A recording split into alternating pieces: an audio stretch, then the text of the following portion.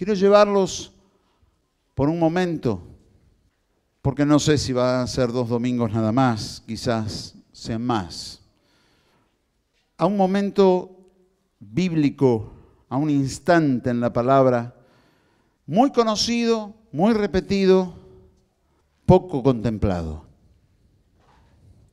Es el momento del nacimiento de Jesús. Así que busquen su Biblia, Lucas capítulo número 2. Y cuando lo tenga, no cierre después de leer lo que vamos a leer, porque vamos a leer otro pasaje de Lucas 1. Lucas capítulo 2, versículo 8. Y vamos a hablar un poquito de nuestro tesoro. Hay gente que tiene tesoros y no se da cuenta. Y no se da cuenta porque no medita en ello. Algunas veces inclusive hay gente que se acostumbra a la bendición. Es como el oxígeno, ¿no? Que nunca te das cuenta lo importante que es hasta que te falta. Y cuando te falta te das cuenta lo importante que es. Pero en este momento estás respirando y ni siquiera pensás que estás respirando. Y entonces, cuando uno llega a la palabra y encuentra que en estos 66 libros hay una riqueza y una potencia que no se limita a la enseñanza, porque también ella es palabra pastoral, porque ella es consuelo, porque ella es dirección, pero también es palabra profética más segura. Y cuando uno empieza a descubrir que en ella hay palabras proféticas para nuestra vida, hay una actitud que nosotros tenemos que desarrollar, que María la tuvo y que José también la tuvo. Y es guardar en el corazón cada una de las palabras que Dios ha dicho. Y lo que Dios dijo se va a cumplir. Pero tenés que guardarlo en tu corazón. Si me permite, le pongo un ejemplo contrario. Lo puede leer en el libro Invierno. En eso que yo denomino el camino de la unción, donde Samuel le dice a Saúl todas las estaciones que tenía que hacer hasta llegar a reencontrarse con él para ser ordenado como rey. Y Saúl no presta atención a ninguna de las estaciones, no se da cuenta que está delante de la tumba de Raquel, ni le importa saber quién era Raquel, que era la que engendró a su tribu, porque él era de la tribu de Benjamín. Y él consideraba que su tribu era la más pequeña y su casa la más pequeña de la tribu. Y resulta ser de que Benjamín fue el hijo amado y bendecido por Jacob, porque cuando nace Benjamín, muere la mujer amada, muere Raquel. Y cuando José, el hijo primogénito de Raquel, es vendido, aparentemente para él murió, entonces lo único que le quedó fue Benjamín, y lo bendijo, y tenía una bendición sobre su vida tremenda, a tal punto que las 2 tribus que se van a salvar de la dispersión es Judá, por promesa a David, y Benjamín. Pero así pasó por la encina de Tabor, donde se sentaba Débora a juzgar. Y también pasó por el monte de Dios, donde bajó con los hijos de los profetas profetizando, que era cantando, porque lo que hacía Samuel con los hijos de los profetas era enseñarles a cantar la ley, las profecías, y era lo que ellos hacían, iban y cantaban. Así que Saúl bajó cantando con ellos, pero nunca más ni cantó ni bailó. Cosa que David hizo constantemente. Cosa que Mical, la hija de Saúl, le recriminó a David el día que entraron en el arca en Jerusalén. Entonces cuando uno mira eso dice, ahí usted tiene el ejemplo de alguien que teniendo las palabras no supo aprovecharlas. Llegaron los momentos, ejemplo, la encina de Tabor traía a la memoria la historia de Débora y Barak. Y un Barak que no se animaba a ir a pelear porque el enemigo era muy poderoso. Y Débora con una palabra de Dios le dijo, andá, porque Dios lo ha entregado en tus manos. Y Barak le dijo, no. Y entonces Débora le dijo, yo voy a ir contigo, porque Barak le decía, si tú no vienes, yo no voy a ir. Y Débora le dijo, yo voy a ir, pero la gloria de este día no va a ser tuya, sino mía. Y descendió, y tal como Dios lo había dicho, Dios les entregó a Sísara en sus manos, que va a morir estaqueado por una mujer. Interesantísimo. Ese general tan poderoso, sus carros tan briosos, sus caballos, quedaron atrapados en el barro. No pudieron tener victoria y aunque tenían todas las de ganar, perdieron. Si Saúl hubiese recordado eso, cuando Goliat apareció, hubiese ido a pelear contra él. Pero no tenía esto en la memoria, porque pasó por la encina de Tabor tan rápido que no tomó en cuenta la lección que había detrás de esa encina de Tabor. Cada cosa que te está pasando en la vida tiene un porqué y un para qué. Y Dios los va a usar en tu vida. Dice el versículo 8 del capítulo 2 de Lucas, había pastores en la misma región que velaban y guardaban las vigilias de la noche sobre su rebaño.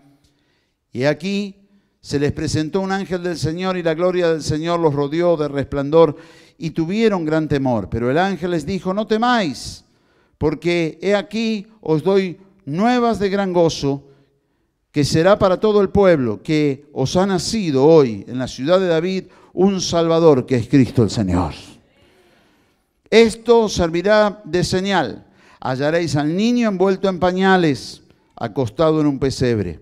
Y repentinamente apareció con el ángel una multitud de huestes celestiales que alababan a Dios y decían, gloria a Dios en las alturas y en la tierra, buena voluntad para con los hombres. Me impacta esto, no voy a hablar de esto, pero buena voluntad para con los hombres. Dios tiene buena voluntad para con tu vida. Aparte un día de la semana para ayunar. Estamos en épocas de batallas. Cuando no pasa nada, está pasando de todo en el mundo espiritual. Y esto es algo que usted tiene que conocer. Hay momentos que aparece que todo está tranquilo y no hay nada de tranquilidad. En el mundo espiritual se están moviendo y en los momentos donde hay mucha perturbación en la tierra, por lo general hay victoria en los cielos. Pero tiene que urgente ponerse a ayunar. ¿Para qué? Para estar fino en el oído, para escuchar la voz de Dios. Porque hay mucha confusión. Y en la confusión tiene que venir palabra clara de parte de Dios. Y viene de una manera impresionante y te toca el alma. Eso. Buena voluntad de Dios para con los hombres. Versículo 15, sucedió que cuando los ángeles se fueron de ellos al cielo, los pastores se dijeron unos a otros, pasemos pues hasta Belén y veamos esto que ha sucedido y que el Señor nos ha manifestado. Vinieron pues apresuradamente y hallaron a María y a José y al niño acostado en el pesebre. Y al verlo, dieron a conocer lo que les había dicho acerca del niño. Y todos los que oyeron se maravillaron de lo que los pastores decían. Pero, todos se maravillaron. Yo veo mucha gente que se maravilla, pero no recuerda, no atesora, no guarda. Algunas veces me impacta, y como soy pastor y tengo un entrenamiento ya de parte de Dios, en tener paciencia y repetir las cosas. Algunos, como dijo Juan, Se lo dije, y como dijo Pablo también el otro día, se los digo, esto ya te lo dije. Y hay muchos que vuelvo a decir, esto ya te lo dije, esto ya te lo dije, esto ya te lo dije. Porque no retienen las palabras. ¿Por qué? Porque el mundo en que vivimos está plagado de mensajes. En estos aparatitos, y por favor, hágame el favor como hija, hijo de Dios, no llame a este aparato inteligente. No diga que un teléfono es inteligente, porque el que dice que esto es inteligente, no es inteligente. ¿Está? Este aparato no puede pensar ni desarrollar pensamiento. Puede ser útil, práctico, versátil, pero nunca inteligente. No posee inteligencia. Entonces, no llame a esto inteligente, porque el que le dice a esto inteligente se está autocalificando o autodescalificando. Sea sabio. Pero usted agarra uno de estos aparatos y le llueven mensajes por todos lados. Y de repente esa nube de mensajes que vienen por tantos lados se te mezclan con la palabra de Dios y empezás a tener turbia la visión. Empezás a sentir que las cosas no son claras y rotundas. Por eso me gusta ese versículo 19, dice, pero María guardaba todas estas cosas, meditándolas en su corazón. Y volvieron los pastores glorificando y alabando a Dios por todas las cosas que habían oído y visto, como les había dicho. Voy a tomarme pocos minutos para hablar, ya gran parte del mensaje lo prediqué. Entender el momento que se vivía. La República había dejado de existir y estaba el Imperio Romano. Algo completamente diferente que traía consecuencias sobre la vida de las personas. La primera la estaban viviendo en esos días, el censo. El censo era porque el emperador ahora quería saber con qué contaba, cuántos hombres tenía. Y no había que empadronarse en donde uno estaba, sino que había que ir al lugar donde uno había nacido. Y entonces el emperador sabía si la gente se había trasladado o no. Y si se trasladaba de un lugar al otro, ¿por qué se trasladaban? ¿Cuántas mujeres tenían? ¿Cuántos varones tenían? ¿Qué fuerza de trabajo disponía? ¿Qué fuerza bélica podía llegar a tener? Porque el censo fue sobre todo el Imperio Romano. Dominación. Se lo traigo al día de hoy. Volvemos al aparatito. Lo que quiera hacer, le sale una pantallita que le dice, ponga su nombre, su apellido, su correo electrónico, su número de documento, si tiene la antivariólica aplicada o no. ¿Sí o no? Quieren saber todo acerca de usted, ¿sí o no? De hecho, si tiene activado el GPS, sabe dónde está. Pueden mirarlo por su propia cámara. Este aparatito es comparable al censo de los romanos. Y usted lo está viviendo todos los días. Y no sabemos qué va a pasar. Pues yo le digo lo que va a pasar. La Biblia es interesante y si quiere haga el estudio usted. Fíjese cuántas veces habla acerca de ojos. Ya en Ezequiel, también en Amós, también en el Apocalipsis, ojos. Son lentes. Una piedra llena de ojos, una rueda llena de ojos. Lentes. Te miran, te espían. Vivimos en un mundo diferente, pero muy parecido al que le tocó vivir a María. En esos días había muchos corrillos porque había cambios. ¿Qué iba a pasar con el imperio? ¿Qué iba a pasar con Israel, que era parte del imperio, aunque no estaba de acuerdo? ¿Qué iba a suceder? Usted ve a Barrabás, que termina siendo exonerado cuando crucificaron a Jesús. Y él lo que era alguien, un sedicioso, alguien que se levantaba contra Roma. Y entonces los corrillos de que fulano, mengano, estaban organizándose y que ahí iba a ser el emperador, muy parecido a estos días. Sin embargo, María guardaba todas las cosas en su corazón y meditaba en ellas. ¿Quién era María? María era una adolescente, y una adolescente muy especial. Lucas capítulo número 1, versículo 39. Fíjese lo que va a decir. Preste atención al mensaje de esta adolescente.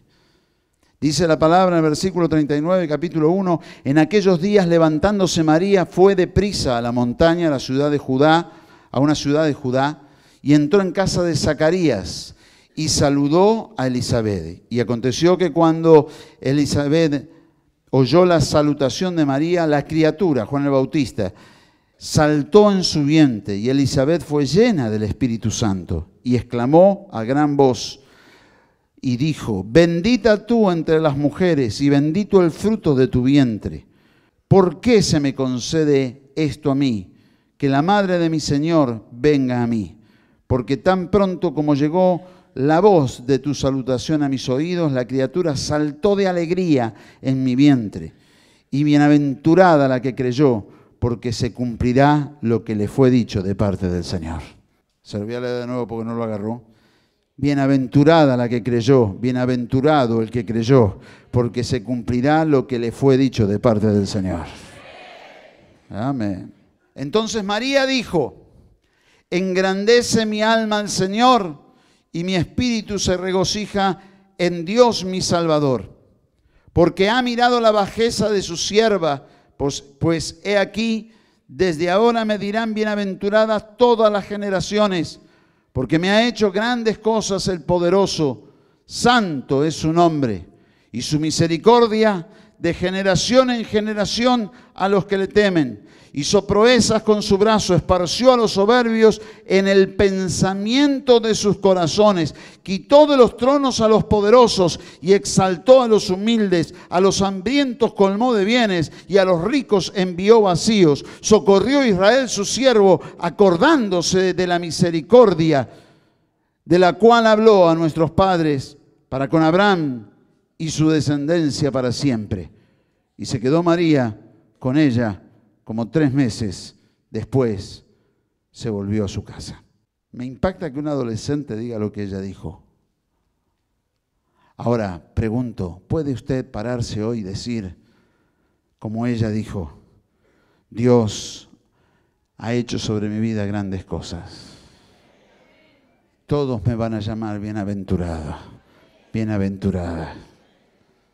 Como dice bien claro allí, que Dios cumple, versículo 45, bienaventurada, bienaventurado, el que creyó, la que creyó, porque se cumplirá todo lo que le fue dicho de parte del Señor. Pero esa muchacha, adolescente, en medio de un imperio romano que no era fácil vivir en él, porque te cobraban impuestos carísimos, porque tenían ejércitos que te desvelaban. Algunos piensan que la crucifixión de Jesús fue única. No, se habla de que había lugares donde tenían 7 hileras de 7 cruces, o sea que crucificaban de a 49. Cada vez que alguien decía algo que era sospechoso, lo apresaban, lo juzgaban, lo crucificaban. No era un acto inusual. Lo que sucede es que en la crucifixión de Jesús hubo otros valores espirituales que se jugaron, y por eso tiene la repercusión que tiene sobre nuestras vidas. Por eso su sangre sigue sanando, sigue librando, y sobre todas las cosas sigue lavando de todo pecado y purificando nuestras vidas. En medio de ese imperio romano se para esta muchacha y dice: Dios me ha bendecido, Dios está conmigo, mi espíritu se regocija en Dios mi Salvador. Él miró mi bajeza, no mi maravillosa plenitud, sino mi bajeza. Y Dios mira tu bajeza. Decirle que está al lado: Dios mira tu bajeza y te bendice igual. Gracia, misericordia y paz. Aleluya. Y hace una descripción de lo que Dios hace en este tiempo, lo que hizo en el pasado y lo que Dios hace en estos días cuando el pueblo de Dios clama, cuando la gente clama. Porque me ha hecho cosas grandes el Todopoderoso, santo es su nombre. Y su misericordia es de generación en generación a los que le temen. Hizo proezas con su brazo. Esparció a los soberbios en el pensamiento de sus corazones. Yo algunas veces escucho a algunos que ya yerran como ebrios. Están totalmente obnubilados. Dicen cosas que son incomprensibles. Los esparce. Me impacta esto. Los esparce en el pensamiento de sus corazones. Y hace una unión entre el sentimiento y la razón, entre la emoción y la razón, que muy pocos pueden llegar a comprender. Porque todos quieren analizar las cosas a través del raciocinio y hay cosas que van por el sentimiento. Un bebé cuando nace no sabe nada, pero percibe quién es su madre. Está allí pegado a ella. Hay un vínculo y una unión que es maravilloso.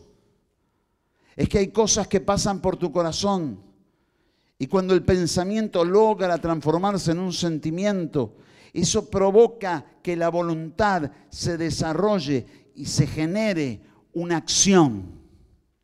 Y Dios quiere hacer esto en forma positiva en tu vida. Y te llena de su espíritu para hacer. Como leíamos la semana pasada, Dios te dé el poder para hacer y no te canses de hacer el bien. Aleluya.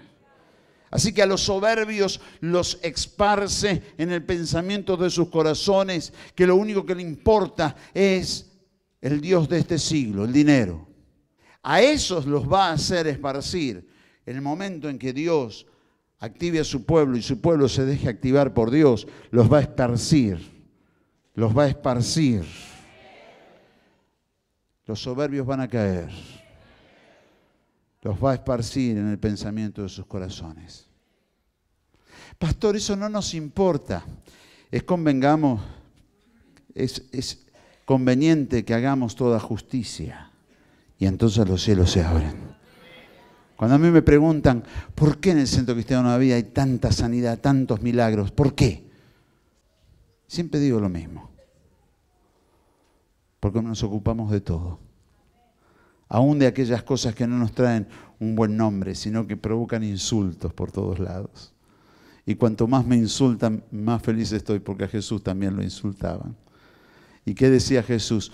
Gozaos y alegraos cuando digan toda clase de cosas contra vosotros mintiendo, porque lo mismo me lo hicieron a mí y se lo hicieron a los profetas antes que a mí. Y yo digo, qué bueno. Amén. Si no, preguntarle a cualquier fariseo acerca de Jesús, ¿qué te iban a decir?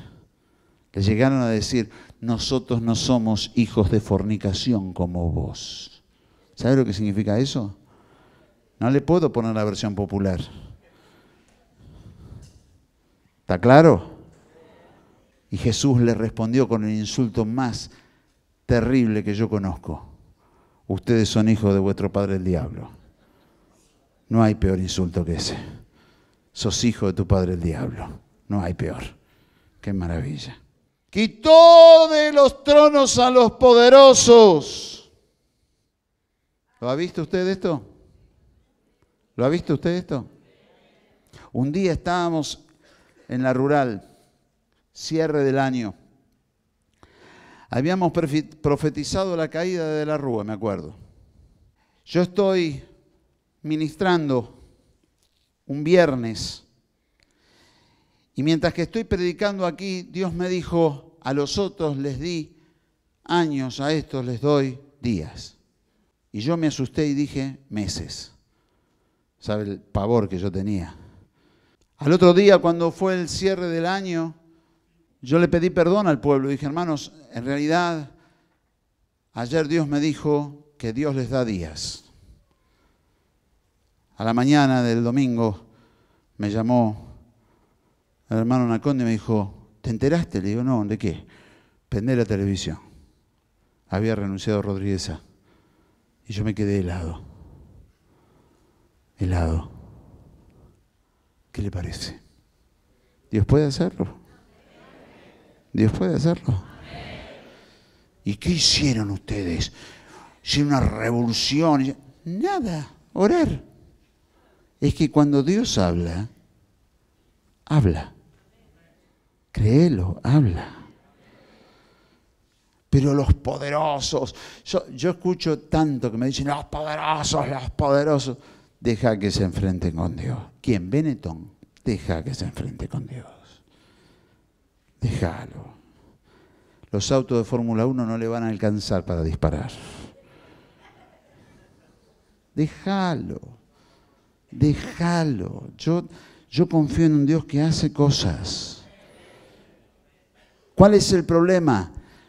Lo dice bien claro el versículo 45. Bienaventurado el que creyó, porque se cumplirá lo que le fue dicho de parte del Señor. El problema es que nosotros no creemos. El problema es que nosotros maniatamos a Dios y le decimos, no, este es un problema político, este es un problema económico, este es un problema social, este es un problema... Y catalogamos los problemas y no los dejamos intervenir. Por eso en el libro Invierno hablo, usando las frases de Marechal, de Leopoldo Marechal, acerca de la risa pentecostal. Y hablo acerca de ese Dios que calienta nuestras veredas y que hace milagros que son inauditos. ¿Cuál es el problema? Es que la gente no clama. Clama a mí, yo te responderé. El problema no está en Dios, el problema está en la gente. Y en la medida en que el clamor sube, Dios interviene y hace milagros. Y se mueve con maravillas. Por eso María dice con tanta seguridad, quitó de los tronos a los poderosos, exaltó a los humildes, a los hambrientos colmó de bienes y a los ricos los envió vacíos. Chao, Benetton. Socorrió a Israel su siervo, acordándose de la misericordia de la cual habló a nuestros padres para con Abraham y su descendencia para siempre. Pero fíjese que hay un detalle más. Además de guardar las cosas en el corazón, hay un detalle más. Versículo número 56. Y se quedó María con ella, con Elisabet, como 3 meses. Después se volvió a su casa. Dice en otro pasaje, hasta que alumbró a Juan el Bautista. ¿Con quién estás? ¿Con quién te juntas? ¿Con quién te estás juntando? ¿Podés imaginarte las charlas que tenían? No tenían televisión, no tenían ni Facebook, ni WhatsApp, ni Netflix, no tenían nada. ¿Vos te imaginás las charlas que tenían? Con Zacarías no, porque Zacarías era todo, había que leer, ¿no? Por eso pidió una tablita cuando dijeron, ¿cómo se va a llamar? Y él pidió la tablita y puso Juan. ¿Vos te imaginás las charlas que deberían tener? Y si la primera vez que María dijo, ¡buen día!, Juan el Bautista brincó adentro de Elisabet, que te recuerdo que Elisabet era anciana. Eran primas, pero ella era anciana. Brincó el bebé adentro y Elisabet fue llena del Espíritu Santo. ¿Te imaginas las charlas entre la mamá de Juan el Bautista y la mamá del Señor?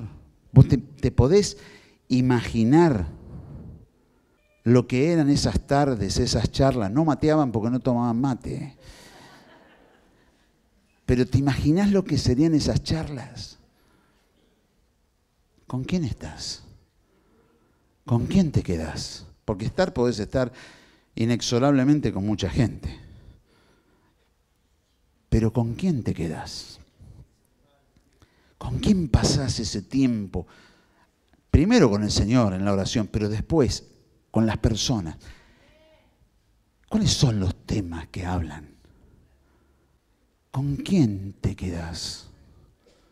Porque si te estás quedando con aquellos que son la crítica pura, la ironía pura, los que están siempre con la gotita de hiel para amargarte o para ponerte alguna semillita de dolor, de desconfianza, entonces ahí tenés el talón de Aquiles. Entonces ahí tenés el problema de por qué no estás creyendo en lo que Dios te dijo. Todavía está sobre nuestras vidas. Isaías 16, 3, 4 y 5. ¿Quiere que esto funcione? Ocúpate del desterrado, preocúpate del que sufre. Lo voy a decir de otra manera, no le saque los remedios a los jubilados, no saque las pensiones a los discapacitados. Ahora, pastor, ¿esto lo dice acá? No, se los digo a ellos también. 4 años se lo estuve diciendo a los que hoy están en el gobierno y cada vez que me cruzo se lo vuelvo a repetir. Entonces me dicen, no. Nosotros sabemos muy bien, Macanudo, tenés plaga de langosta. ¿No había plaga de langosta? ¿Tenés inundaciones por todos lados? ¿No había inundaciones? ¿Qué pasa? ¿Qué sucede? Que diste vuelta al barco y el viento que era a favor ahora viene en contra. ¿Está claro? ¿Está claro? Entonces el gobierno anterior era mejor. No me estoy refiriendo a eso. Hay una palabra de parte de Dios. El que se pone de acuerdo a la palabra de Dios va a ser bendecido. Y esto te atañe a vos, porque la palabra está sobre tu vida. Entonces, si viene alguien y te dice, ¿por qué ustedes salen con sopa de letras? Y después piensan de que los milagros de sanidad y todo demás no tienen nada que ver con sopa de letras. Pero eso es un pensamiento tan débil. Hay llaves que abren las ventanas de los cielos. Y si yo quiero ver las ventanas de los cielos abiertos, yo tengo que saber que tengo que hacer lo que Dios me dijo. Bienaventurado el que creyó. Fíjate con quién estás porque te ayudan a creer o a descreer. Y cuando crees en lo que Dios dice, mire, el desastre económico que se está gestando en Argentina es de tal magnitud que nunca fue visto. Nunca, ¿eh? Tengo una noticia, Dios lo puede solucionar así. Como lo hizo cuando en el 2001, 2002 estábamos destruidos y durante 12 años tuvimos cosechas espectaculares sin que se cayera el precio, porque siempre alguna cosecha se arruinaba. Y Argentina rompió con todo los pronósticos que habían hecho todos los economistas de todo el mundo. Y uno dice, ¿y cómo lo logramos? No. Cuando a mí me decían viento de cola, yo decía, ¿quién infla los mofletes y sopla? Yo creo en Dios. Y Dios hasta ahora no se afilió a ningún partido político. Amén. Pero la pregunta es esta. ¿Con quién te estás quedando? ¿Con quién te estás quedando? Y ni te hablo en forma particular. ¿De qué hablas con los que te juntás? ¿Cuáles son los temas que tratan? ¿Qué es lo que los motiva? Cuereaste a todo el mundo y después decís, bueno, Dios nos va a bendecir. ¿Qué te va a bendecir? Tenés que darle gracias que no te escuche, porque si te llega a escuchar, un rayo te manda. Fíjate con quién te quedás. Con el que te quedás te tiene que edificar. Tenés que salir bendecido. Tenés que salir lleno de gloria. Bienaventurado el que creyó la palabra que le fue dada, porque Dios la va a cumplir. Lo que Dios te dijo se va a cumplir. La pregunta es, ¿te acordás lo que Dios te dijo? ¿O tenés la cabeza llena de un montón de cosas que te dijeron, de cosas que hablaron? El otro día a alguien le dije, no, porque fulano dijo esto, mengano dijo lo otro. Yo dije, apagá la computadora y andate a orar. Porque está escuchando, a ver qué dice fulano, a ver qué dice mengano. Y aunque me digan que son prédicas, lo leí en tal libro, me parece estupendo. Empezá a orar y buscar a Dios. Te doy un dato sobre la teología que es vital. La teología nunca es estática. La teología es dinámica. Hubo un gran teólogo del siglo XX que se llamó Karl Barth, que aunque usted no lo crea, dijo, Dios existe. Y con esta frase se hizo célebre. un teólogo. Dios existe. Claro, no fue solamente eso. Dios existe y se revela. Porque hasta ese momento, hasta el siglo XIX inclusive, era lo que te enseñaban y punto. Y este vino y dijo, no, Dios tiene revelación para hoy. Y tenemos que buscar a Dios, saber qué quiere Dios que hagamos hoy. Y entre las cosas que Dios le dijo a él fue, ayuda a los judíos a que no los maten en Alemania porque los están exterminando. Y él junto con Bonhoeffer fueron los que dieron pie, junto con otros más, a lo que se llamó la Iglesia Confesante, que liberaba judíos de el exterminio nazi. ¿Lo entiende? Y de repente Dios te dice, ¿y ahora? Ahora Dios quiere que hagas esto. En este momento tenemos una palabra, ocupate del desterrado, ocupate del que no tiene, ocupate. No se ocupan nomás, nosotros nos ocupamos. Sobre tu vida van a estar los cielos abiertos. Y Dios va a traer bendición sobre tu vida de una manera maravillosa. ¿Dónde estás? ¿Con quién estás? ¿Con quién te quedas? A ver si te queda claro. No te quedes con aquellos que te van a robar la bendición. Métete con todo. Cree en lo que Dios te prometió y Dios te va a bendecir. Dios te va a bendecir. Dios te va a bendecir. Aleluya. Aleluya. Aleluya. Señor, yo ruego por tu pueblo para que cada una de ellas y de ellos puedan estar creyendo en la palabra que recibieron. En esta semana, Señor, reflota en su memoria todas las palabras, así como hiciste flotar el hacha de los hijos de los profetas, hacías flotar de la memoria cada promesa y cada palabra que le diste a tus hijas, que le diste a tus hijos. Abre los cielos sobre ellas y sobre ellos y derrama sobre ellos bendición hasta que sobreabunde. Que la gloria comience a moverse y que ellas y ellos puedan tener discernimiento para saber con quién unirse, a quién unirse, con quién estar y llenarse de tu gloria y llenarse de tu poder y llenarse de tu palabra. Que ellos permanezcan en tu palabra.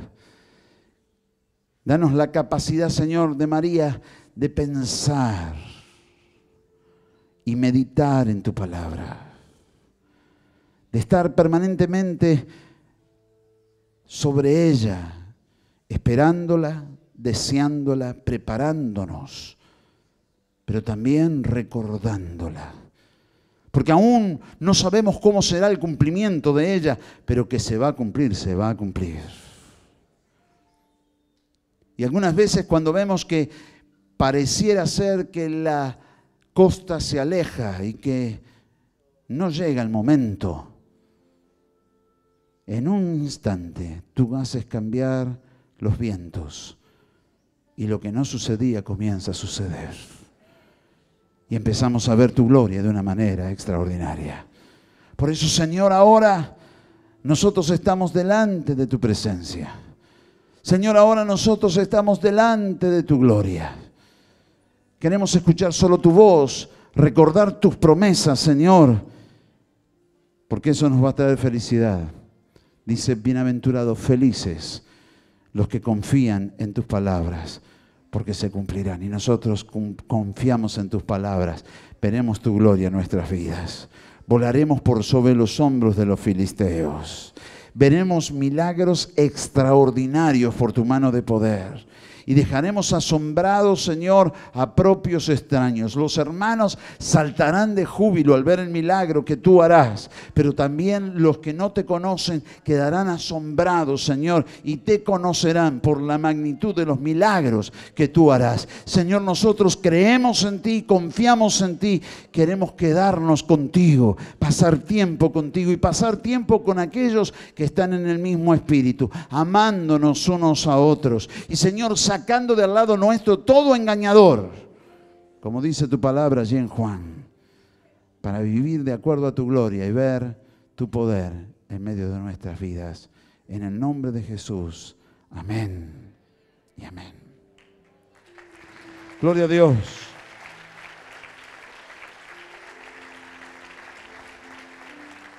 En estos días he leído varias veces el pasaje de Zacarías, cuando habla acerca de compartir, Zacarías 3, cuando habla acerca de compartir con el hermano y con la hermana.